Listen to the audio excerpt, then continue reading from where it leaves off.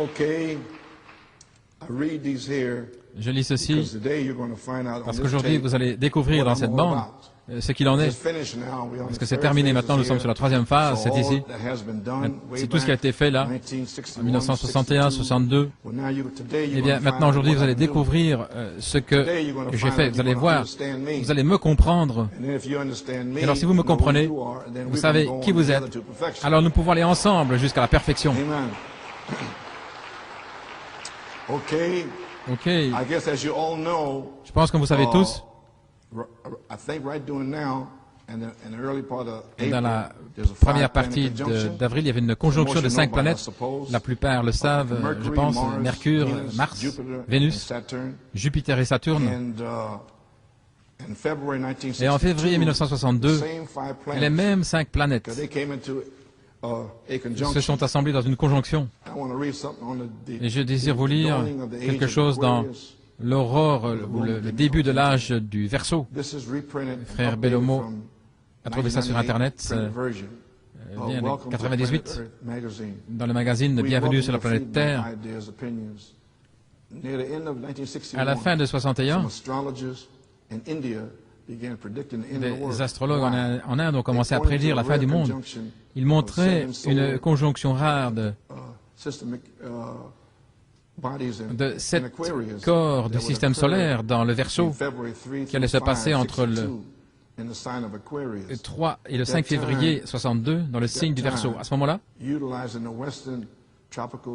en utilisant le zodiaque du tropique de l'Ouest, il y aurait une éclipse solaire totale au milieu du Verseau, un point dans le zodiaque, plus les 5 planètes astrologiques, Mercure, Vénus, Mars, Jupiter et Saturne, qui seraient aussi dans le Verseau,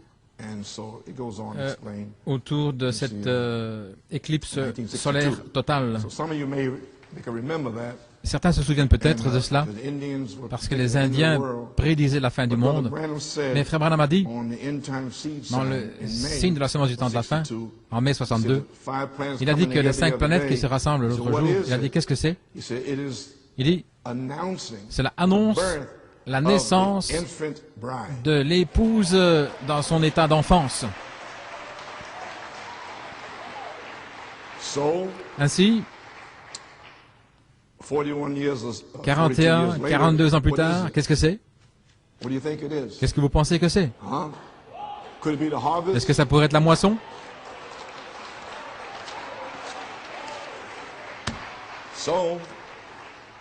N'est-il pas étrange comment le Saint-Esprit fait tout ceci en janvier, février, mars, nous préparant pour le réveil de Pâques? Et je n'ai pas convoqué un réveil de Pâques depuis 1981, mais j'ai les hommes maintenant pour prêcher. Je ne dois pas importer quoi que ce soit, ainsi maintenant nous avons notre propre chose. Ainsi, qu'est-ce que vous cherchez, frère Coleman? Eh bien, d'avril jusqu'à juin, je m'attends à une moisson de l'orge, parce que j'ai semé une semence d'orge, parce que Jésus les a nourris de 5 pains et de 2 poissons. Ainsi, il les a nourris avec 5 messagers, Paul, Irénée, Martin, Colomba et Malachie 4, l'orge. Et puis, il a eu 2 petits poissons, Luther et Wesley, qui sont allés à la pêche. Donc, ils avaient les poissons. Ainsi, en juin, juillet, je m'attends à une moisson du blé à Penaris.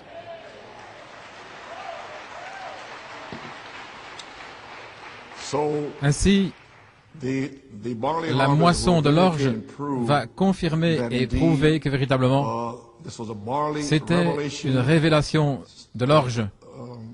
De certains y aient compassion, de cette tonnerre, et personne ne peut le briser.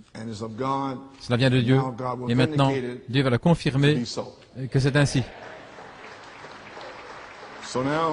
Ainsi maintenant, ce sera le dimanche des rameaux, le matin, et le soir, il n'y aura pas de communion. Nous voulons ici voir que tout le monde soit corrigé, toutes les choses qui se sont produites, et puis nous aurons la première communion au mois de mai, le 2 mai. Ainsi, le dimanche des rameaux, le matin et le soir, jeudi, vendredi, samedi, dimanche, le service du lever du soleil et dimanche, la réunion habituelle. Si vous allez vous préparer et vous corriger et prier pour cela, Amen. Très bien maintenant, la bande de mercredi soir, où étais-tu quand j'ai posé la fondation de la terre? Maintenant cette bande, je l'ai tirée là, de l'ordre là où j'avais les bandes parce que je voulais enfoncer le clou au sujet de qui vous êtes et d'où vous venez. Et ceci était un message de Thanksgiving, d'action de grâce, au sujet dont j'avais parlé. Et je désire lire là quelque chose. Je suppose que la plupart ne seront pas à la réunion mercredi. Ainsi, nous aurons la brochure la semaine prochaine. Et je vais vous donner le ton au sujet de certaines choses qui sont là dans la brochure. Maintenant, en sortant de l'âge d'Éphèse, 1960, et la série de la Révélation, paragraphe 139, paragraphe 39, comme Daniel a entendu les 7 tonnerres, il lui fut interdit. Et Jean a entendu les voix, et ce livre était scellé. Et l'arrière du livre était scellé de 7 sceaux. Mais au jour où ces sceaux doivent être ouverts, le mystère de Dieu serait terminé. Maintenant, vous pouvez voir où nous sommes maintenant même, le mystère de Dieu, à la fin du 7e sceau. Et c'est là où nous sommes maintenant même. En d'autres mots, Dieu serait connu dans son Église, pas en 3 personnes, mais comme une seule personne. Le mystère de Dieu serait révélé. Et lorsque cela était complètement révélé, alors les 7 mystères serait ouvert à l'Église, parce que là, l'Église vivrait sous l'inspiration du Saint-Esprit. Maintenant, regardez, lui, se déplaçant, entrant et sortant, et montrant ses signes, étant vivant au milieu de nous. Vivant au milieu de nous. Et alors, nous adorons le Christ vivant qui est au milieu de nous. Maintenant, combien comprennent ceci? Ceci vous dit que depuis 1974, lui, le Christ vivant, Jésus, les 7 tonnerres, sont dans cette Église.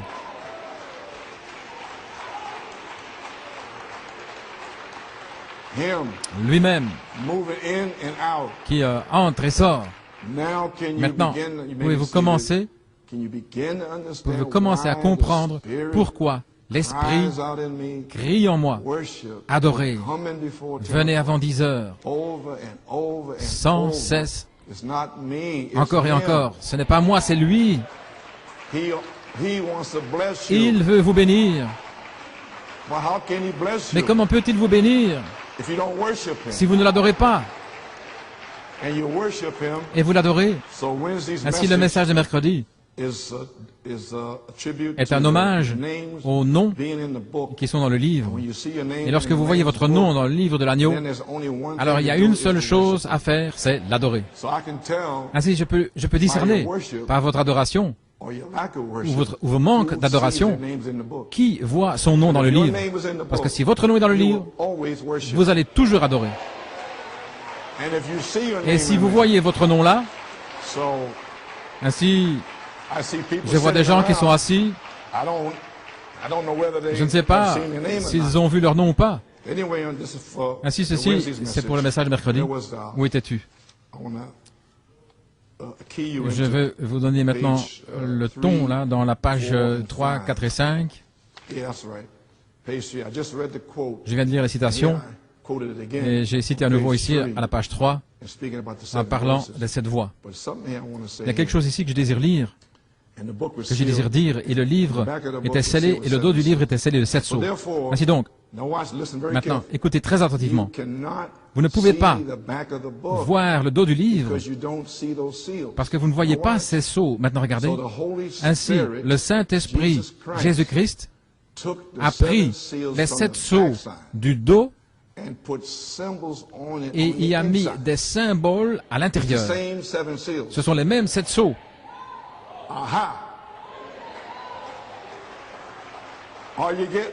Est-ce que vous saisissez?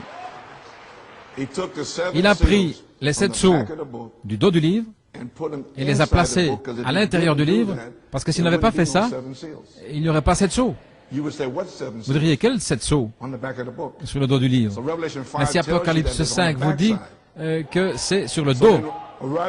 Ainsi, directement, au chapitre 6, verset 1, et quand il ouvrit le premier sceau, ainsi donc, il a mis à l'intérieur sous forme de symbole. Amen.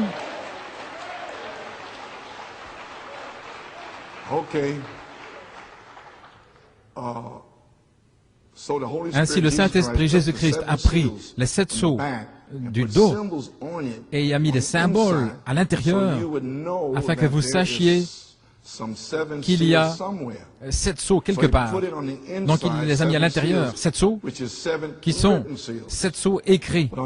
Mais sur le dos, ce sont 7 voix qui expliquent ces sceaux écrits.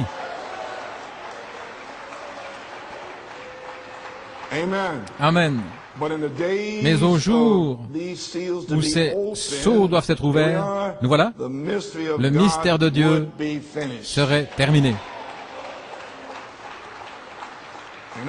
En d'autres mots, Dieu serait connu par son Église, pas en 3 personnes, mais une seule personne. Le mystère de Dieu serait révélé.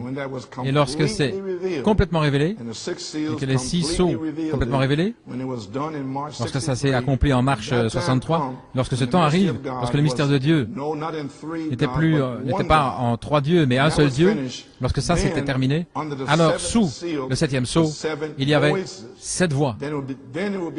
Alors ce serait le temps pour que ces 7 voix reviennent à l'Église comme ce Dieu unique qui est Christ. Laissez-moi vous expliquer plus loin. Les 7 voix au travers des 7 âges de l'Église qui se connectent avec Malachie 4, c'était le Fils de Dieu surnaturel. Mais il vous a dit ça a changé lorsque vous voyez comme Sodome et aussi le temps de Noé, que cela se changerait et que le Fils de Dieu allait se morpher en Fils de l'homme. Fils de l'homme allait devenir une seule voix, des 7 à 1. Il serait voilé dans le prophète.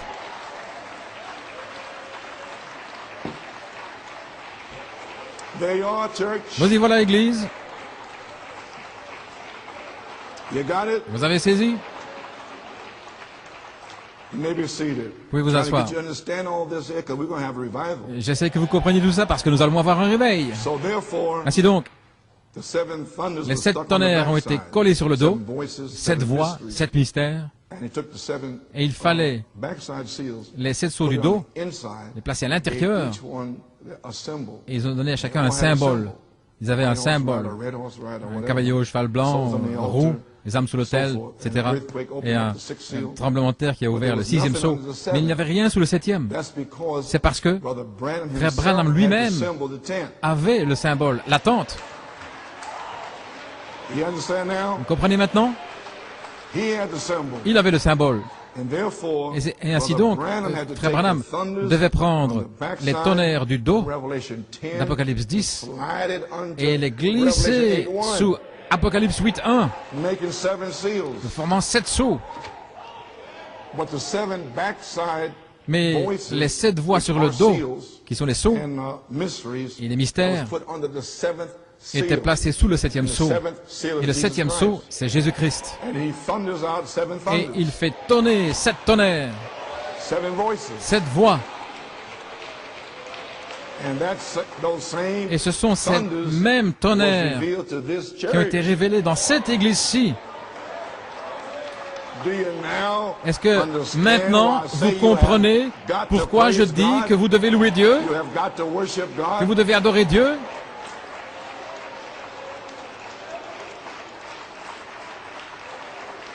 Ok, je ne vais pas prendre trop de temps. À la page 4. Maintenant, ceci est la parole parlée, le feu. Et ce que je vous dis maintenant, il n'y avait rien en 81. Ils ne savaient même pas ce dont je parlais. Comme je leur parlais, je disais, Là, ça s'ouvrirait à l'Église, parce que là, l'Église vivrait sous l'inspiration du Saint-Esprit, lui, disant en 74, 7 voix, 7 tonnerres, 7 âges de l'Église, lui, disant, moi Jésus, et lui, disant toutes ces choses. Il pense que c'est moi, mais c'est lui, c'est pas moi. Il se déplace, il agit à New York City, lui, et lui, il est les 7 tonnerres. Alors je me suis arrêté, j'ai dit, oulala, il n'y avait rien en 81. Il me regardait. Maintenant, ceci est parlé ici. Le feu aurait tombé là en Afrique du Sud, et il serait déjà rentré à la maison. Lui, qui se déplace, l'intérieur, montrant ses signes, étant vivant au milieu de nous, et alors, quand, lorsque les tonnerres se déplacent ici, alors nous adorons le Christ vivant au milieu de nous. Et les tonnerres se sont déplacés parmi nous depuis 30 années. Est-ce que vous l'adorez lui? Lui?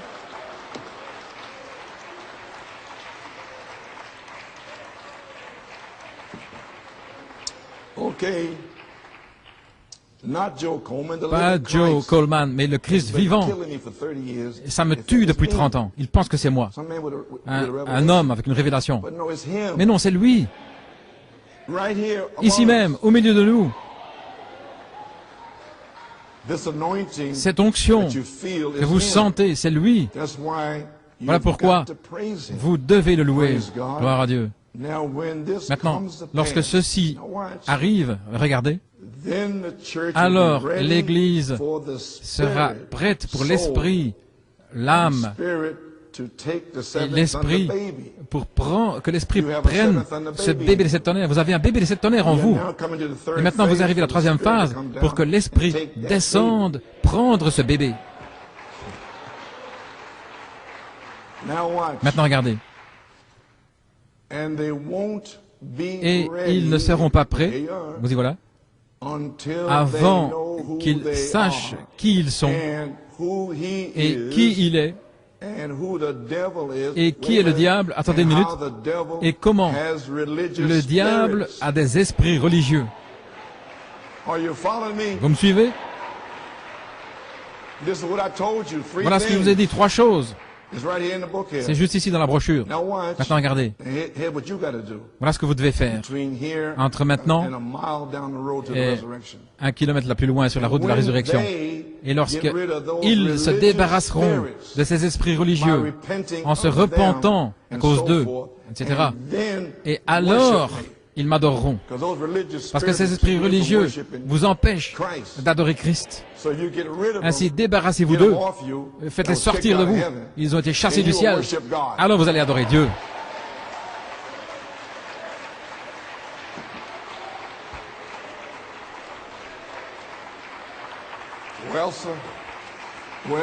Eh bien, gloire au Seigneur. Je crois que finalement vous recevez une révélation. Débarrassez-vous de ces esprits. Et alors vous verrez une louange authentique pour Dieu.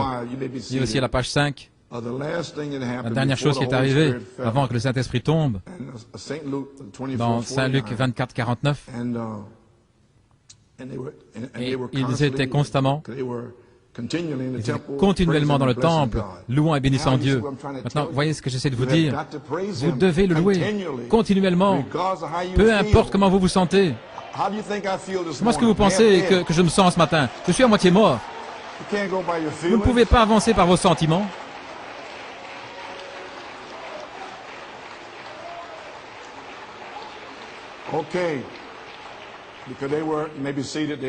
Ils étaient continuellement dans le temple, louant et bénissant Dieu. Nous y voilà.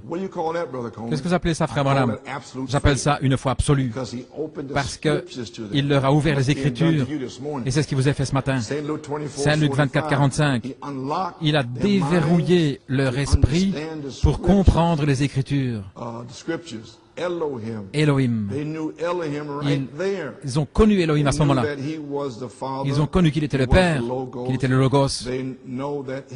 Ils ont connu qu'il fut fait chair, il ne pouvait pas s'empêcher de l'adorer. Maintenant, qu'est-ce que vous découvrez dans ces trois bandes? Qui il est? Elohim, le Logos. C'est la même chose, Église. L'Esprit est sur le point de tomber. Comme eux. Est-ce que Thomas n'a pas dit mon Seigneur Jéhovah et mon Dieu Elohim? Thomas, avec de l'incrédulité, avait une révélation de Dieu Elohim. Eh bien, vous devez avoir la même chose. Vous pouvez vous asseoir. Ainsi, juste avant que l'Esprit tombe, ils avaient une révélation d'Elohim. Je me demande où nous en sommes aujourd'hui. Cette révélation devrait vous faire vous lever, vous avancer et louer Dieu. Eh bien, ça, c'est la bande de mercredi. Ainsi, trois choses maintenant. Qui Dieu est, qui vous êtes, et qui est le diable, et où sont ces esprits religieux. Et aussi, débarrassez-vous de ces esprits religieux. Il y a quelque chose d'autre ici qui va être une bénédiction pour vous. En 1981, je crois que c'était en novembre, le Saint-Esprit a parlé à frère George Todd. Et frère George, je le voyais là-bas, en 63, dans les 7 sceaux. Il était dans la pièce là avec son enregistreur. Ce qu'il faisait, il passait le premier sceau, puis le deuxième au troisième au quatrième, afin de ne rien manquer. Et croyez-moi, Georges n'a rien manqué. Ainsi, une situation est arrivée là.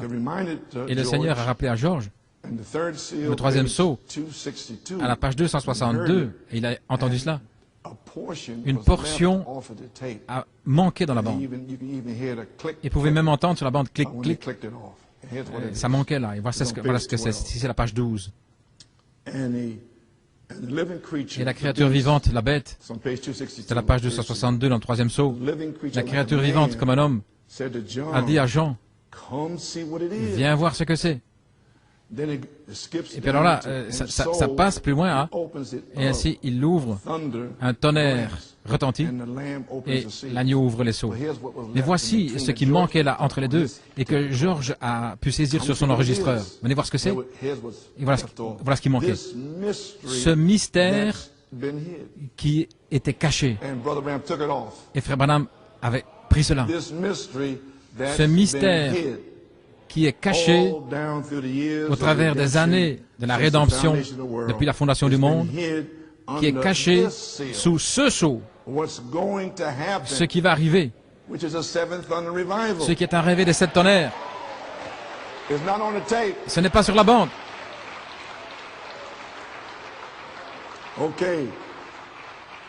À la page 13, dans le troisième sceau, il y aura un réveil des 7 tonnerres. Page 253. Ce mystère, je prends ici ce qu'il avait laissé là. Ce mystère a été caché parce que Paul a prêché la semence. Irénée a prêché la semence. Martin a prêché la semence. Colomba a prêché la semence. Et c'est entré dans le sol, en terre. Mais ensuite, ce fut caché, les poings en suspens. Et frère Branham l'a seulement dit, là, dans le troisième sceau, c'était Luther et Wesley. Est-ce que vous comprenez ceci? Ok. Mais Luther et Wesley, les pentecôtistes, ont laissé là cette semence. Ce mystère serait restauré par Malachie 4, mais cela a été caché depuis la fondation du monde. Et je vais le garder pour New York City au mois de novembre. La réunion de Thanksgiving, d'Action de grâce. Vous avez entendu ce que j'ai dit? Alors, lorsqu'ils ont laissé cette chose, alors ils vont me louer et me remercier. Je fais toutes ces choses pour eux, afin qu'ils ne le manquent pas. Eh bien, je l'espère vraiment. Ainsi, le message d'aujourd'hui, certainement je te bénirai.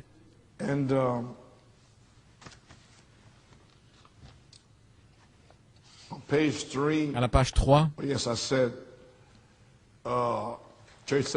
l'église mise en ordre. Et ici, à la page 3, vous allez découvrir à mon sujet et pourquoi je suis, comment je suis aujourd'hui. Ici à la page 3, vous pouvez le reprendre là si vous voulez. Je suis à ma place ce matin. Tout le monde est à sa place. L'église est mise en ordre. C'est la première fois à New York City que j'ai été reconnu comme pasteur. Je sais où je suis maintenant, gloire à Dieu. Je peux défier tous les démons ici. Aucun ne se tiendra devant cet office.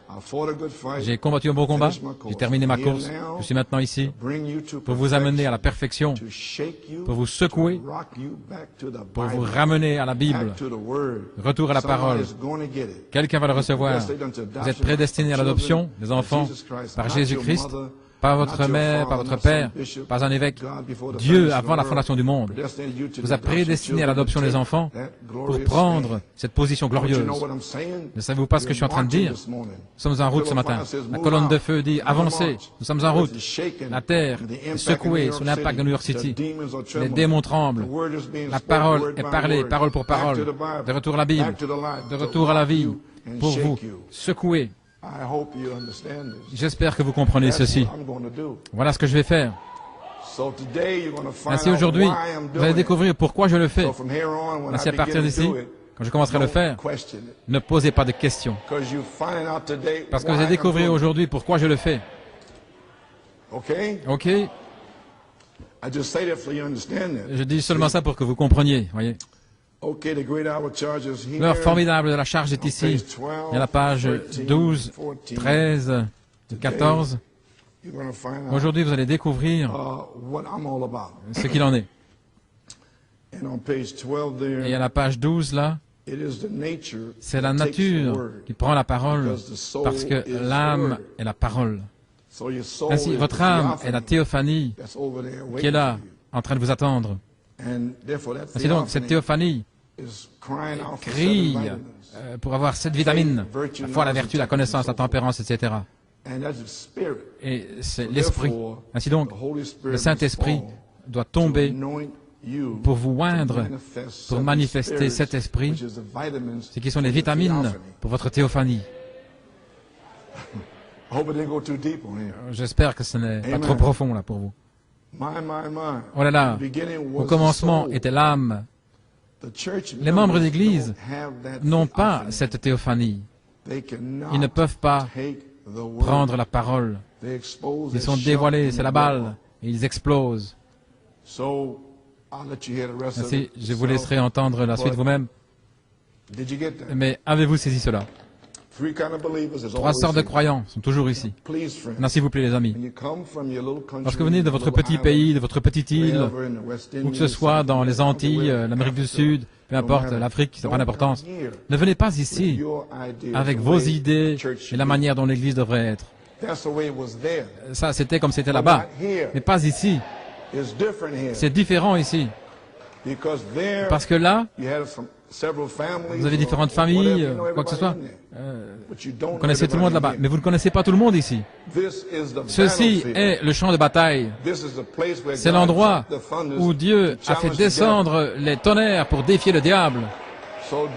Ainsi, n'essayez pas de comparer ce qui se passe ici, comment je parle et comment je le dis. Ne faites pas cela. Ne faites pas cela, parce que ceci est un don ici pour faire ceci, pour amener un effet spécial, pour tailler une épouse jusqu'à la perfection. Donc, n'amenez pas vos idées de petite ville ici, de Oshkosh, Wisconsin, quelque part. Ainsi, ne faites pas cela ici, ne jugez pas, ne jugez rien, mais jugez seulement les résultats. Ok? Très bien. Si vous faites ça, tout ira bien. Si les membres d'église ne peuvent pas prendre la parole, vous allez les voir exploser ici. Les trois sortes de croyants ici. Toujours ici. Trois sortes de croyants. Et les incroyants, ils vont venir. Est-ce que vous parlez des chaussures, des hauts talons et des cheveux jusque dans le cou, là. Ils sont partis. Vous avez entendu ce que je... Et à propos, jeunes sœurs et les sœurs, regardez, faites attention à ces hauts talons. Et je les vois revenir ici dans l'église. N'oubliez pas, dans le lever du soleil, cette femme qui s'était levée là, une femme pentecôtiste, avec les hauts talons, les talons aiguilles. Elle jurait qu'elle pouvait marcher sur cette petite ligne blanche là, dans le songe, mais elle ne pouvait pas marcher. Elle est tombée en enfer. Ainsi, faites attention à ce que vous faites. Vous êtes en manifestation là, comme une église apostolique, pas avec des hauts talons et des fentes dans les jupes. Ce n'est pas apostolique.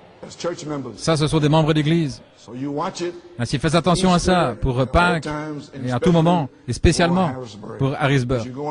Parce que vous allez là, en manifestation, vous allez vous montrer là, à Harrisburg.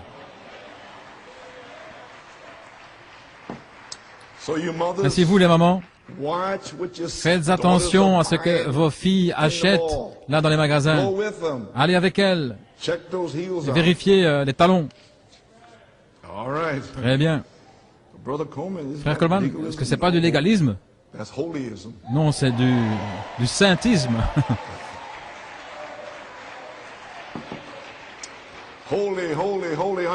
Saint, saint, saint au Seigneur. Ainsi, les membres d'église ne peuvent pas le supporter. Vous comprenez, mon office et mon Dieu, et ce qu'est mon Dieu.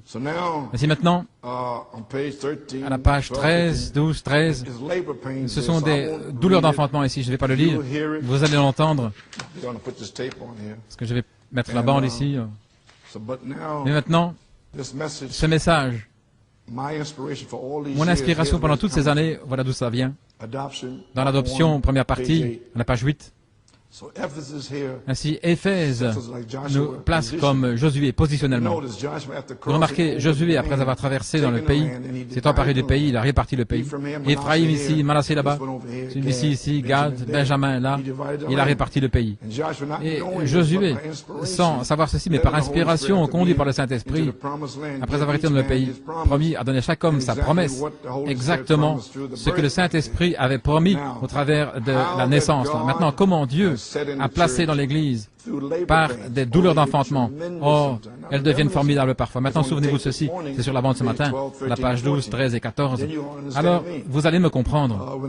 Lorsqu'une Église gémit sous la persécution du monde extérieur, croyons au Seigneur Jésus, que la promesse du Saint-Esprit est aussi réelle pour nous qu'elle était à la Pentecôte. Voici maintenant les douleurs d'enfantement. Comment ils gémissent et ils soupirent dans les douleurs d'enfantement. Comment Frère Coleman avait la révélation de la perfection.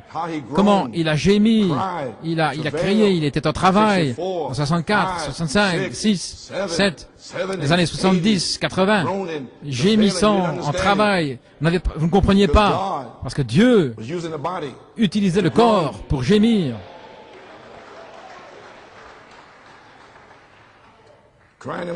Crier dans les douleurs d'enfantement, mais lorsqu'ils sont nés, et nés positionnellement dans le royaume de Dieu, nés, la naissance, la foi, positionnellement nés, la charité qui vous scelle pour l'adoption. Vous avez saisi? Dans le royaume de Dieu, alors, le Saint-Esprit a mis dans l'Église certains comme apôtres, prophètes, docteurs, pasteurs, évangélistes. Alors, il a donné les dons de parler en langue, l'interprétation, la connaissance, la sagesse, les dons de guérison, toutes sortes de miracles. Ainsi donc, la guérison, et aussi Frère Branham a dit, dans Pourquoi je suis contre les religions organisées, il a dit, quel est le don le plus grand que la guérison? Il a dit, la sagesse. La sagesse de la révélation pour rassembler la parole de Dieu, pour montrer à l'Église où ils sont. Ensuite viennent les cas difficiles, priez pour les malades. Et vous allez voir où vous êtes. Ensuite, nous prierons pour les malades. Ainsi, je termine ici.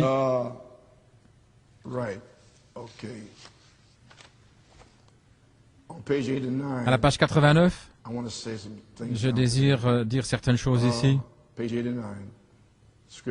Les Écritures, le placement, Canaan ne représentait pas. Ça représentait ceci. Je parle de Canaan. Alors, ça doit être une marche parfaite. Et voilà où l'Église failli aujourd'hui. C'est la page 9, l'adoption. C'est dans cette marche. Savez-vous que votre propre comportement peut empêcher quelqu'un d'être guéri? Votre mauvais comportement ou des péchés non confessés de vous les croyants peuvent faire que cette Église échoue amèrement. Et au jour du jugement, vous serez responsable pour chaque morceau. Vous dites, une minute, frère Branham, c'est la vérité, pensez-y. Il parle de Josué ici qui traverse le pays.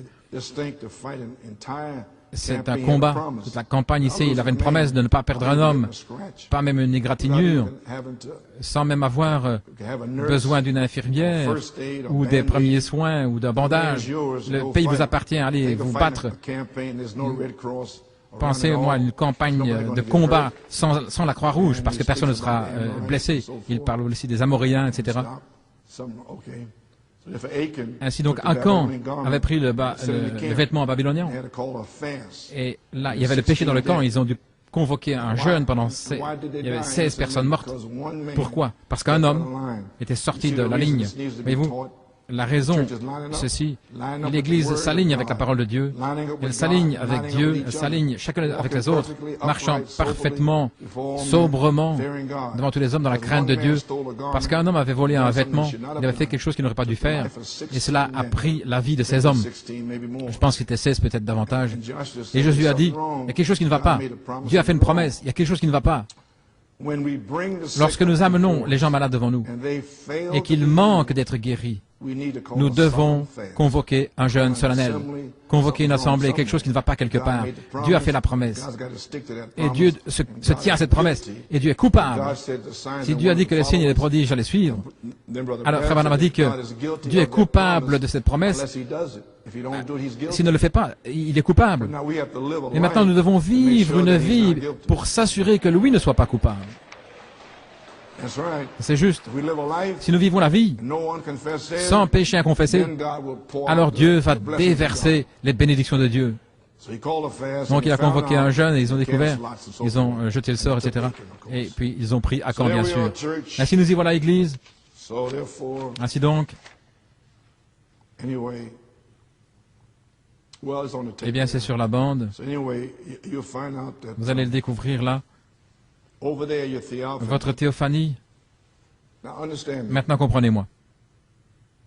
Où étiez-vous lorsque les étoiles du matin chantaient ensemble et que tous les fils de Dieu poussaient des cris de joie? Tous les fils de Dieu. Ça c'est dans le monde. Tous. Eh bien, un tiers ont suivi Lucifer. Et ils étaient religieux, et bien sûr ils ont été chassés. Et nous allons parler davantage de ces choses le 2 mai et le 9 mai, le 2 et le 9 mai, dans Guerre dans le ciel et les anges de l'Alliance. Vous allez comprendre complètement, entièrement. Maintenant, il en a ouvert assez pour vous, pour que vous puissiez vous repentir de ces esprits religieux. Ainsi donc, il n'y a que 2 esprits, Lucifer et Michael. Et Lucifer est religieux. Si vous comprenez cela. Et ils viennent ici. C'est pourquoi des membres d'Église, avec ces esprits, vont venir ici.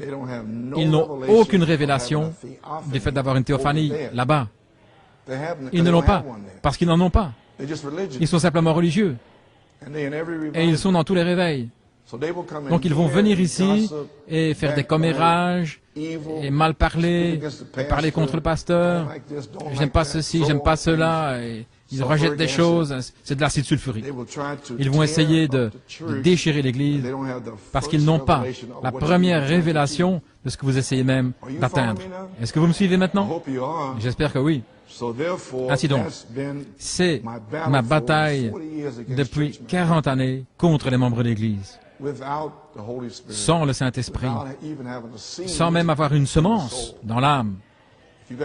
Si vous avez une semence dans l'âme et que vous vivez une vie sanctifiée, eh bien, vous avez une théophanie là-bas, parce que vous le prouvez. Ainsi, comprenez-moi maintenant.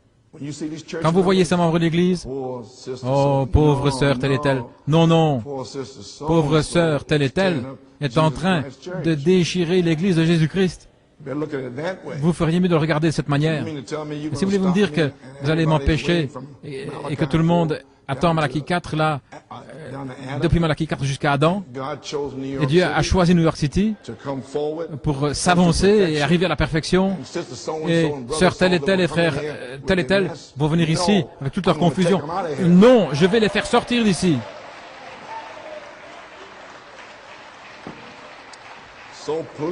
Ainsi, s'il vous plaît, comprenez-moi. Je ne suis pas méchant, mais je suis commissionné de faire cela. Je suis loin pour faire ceci. Et je vais le faire. Ok. Aussi longtemps que vous me comprenez, tout ira bien. Amen. Ainsi maintenant,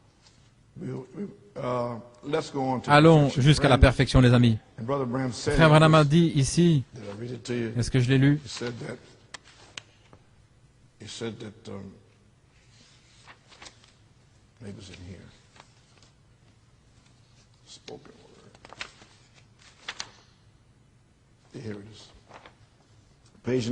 À la page 19, la promesse. Alors Dieu ayant prédestiné son Église et tous les peuples, il y aurait des millions de fois, des millions qui vont marcher de manière très religieuse. Je vous le dis maintenant. Ce sera peut-être étrange pour vous, mais c'est le cas. Très religieux. Et ils seront séduits. Les seuls qui ne seront pas séduits seront ceux qui auront traversé dans le pays promis, qui, avant la fondation du monde, avaient leur nom écrit dans le livre de vie de l'agneau et qui sont arrivés dans le pays promis et qui s'en réjouissent, qui l'apprécient, bien sûr, qui adorent, qui louent le Seigneur, qui apprécient. Pas un esprit religieux qui est assis là, méchant et mauvais, et qui ne veulent pas louer Dieu, non, mais qui l'apprécient. Leur nom est dans le livre.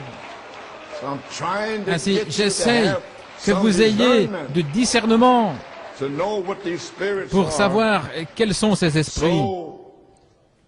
Ainsi, allons jusqu'à la perfection. Vous pouvez vous asseoir à la page 179 dans les Hébreux. C'est pourquoi, laissant les principes de la doctrine de Christ, allons jusqu'à la perfection. Maintenant, vous, Branham Tabernacle, je sais, nous avons des guérisons, c'est merveilleux. Nous avons des visions, c'est bien. Des songes spirituels, et parfois ce ne sont pas les rêves spirituels. Nous essayons d'aider les pauvres. Nous faisons ce que nous pouvons, tout va bien. Mais ce n'est pas ce dont nous parlons maintenant. Nous entrons dans une autre phase.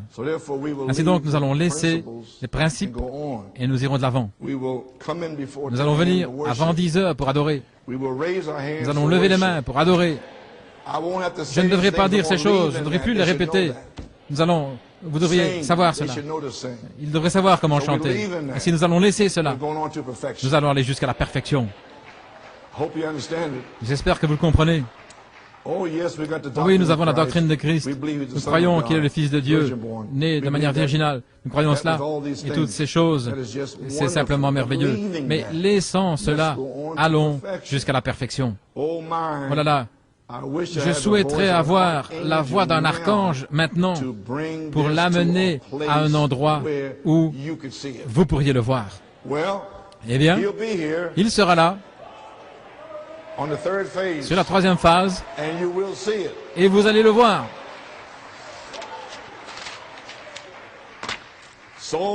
Ainsi, nous y voilà les amis, et après être nés de nouveau, Frère Branham a dit que vous devez continuer et ajouter ces 7 vertus jusqu'à ce que vous soyez adopté. Ainsi nous y voilà. Donc, la troisième phase, la place en Christ, vous êtes placé positionnellement dans le Saint-Esprit. Et les 7 tonnerres vont révéler les mystères cachés, le vertu de la parole, les mystères révélés, savoir qui Dieu est, qui vous êtes et qui Satan est. Alors, lorsque nous connaîtrons ces 3 choses, nous serons prêts à être placés positionnellement dans le pays du Saint-Esprit des Éphésiens sur la troisième phase. L'affection fraternelle, l'eau, la sainte décence, le sang, la place en Christ, maintenant l'Esprit. Maintenant, souvenez-vous, en 1983, l'Esprit est venu pour une naissance. Et maintenant, il vient pour l'adoption. OK? Ainsi, nous y voilà, Église. We are here today in Le 24 octobre, j'ai prêché un message. Un autre Éphésien est ici pour tailler l'épouse dans un homme parfait, le 24 septembre 2000. Et c'est celui que le Seigneur m'avait dit cette semaine, la semaine passée. Il a dit, l'ange à la voix quitte Apocalypse 10 de 8 à 11, vous vous souvenez de ça? Et il se déplace dans Éphésiens 4 de 11 à 13. Eh bien, le temps est arrivé. Que puis-je vous dire? Oh, je pensais que j'aurais plus de réponses que ça. Mes amis, arrêtez de penser que vous avez un ange déchu sur vous. Voulez-vous? Je sens que vous pensez ça. Est-ce que j'ai un ange déchu? Qu'est-ce que vous pensez? Je ne sais pas. Non. Vous êtes prédestinés. Oh Dieu, aide-les. Est-ce que vous pouvez voir ça? Ils sont là en train de penser qu'ils ont un ange déchu. Les amis, gloire à Dieu. Nous voulons prier pour les malades. Nous sommes en train d'être placés positionnellement dans le Saint-Esprit sur la troisième phase pour recevoir le baptême du Saint-Esprit. Tous les péchés étant confessés, tout le monde dans une marche parfaite sur la troisième phase vers un homme parfait. Et alors, nous allons commencer à prier pour les malades. Peut-être que nous allons commencer à prier pour les malades aujourd'hui. L'Église est en ordre. Amen. Avançons dans la troisième phase. Qu'est-ce que vous cherchez, Frère Coleman? Je m'attends à un réveil de 7 tonnerres. Que Dieu vous bénisse.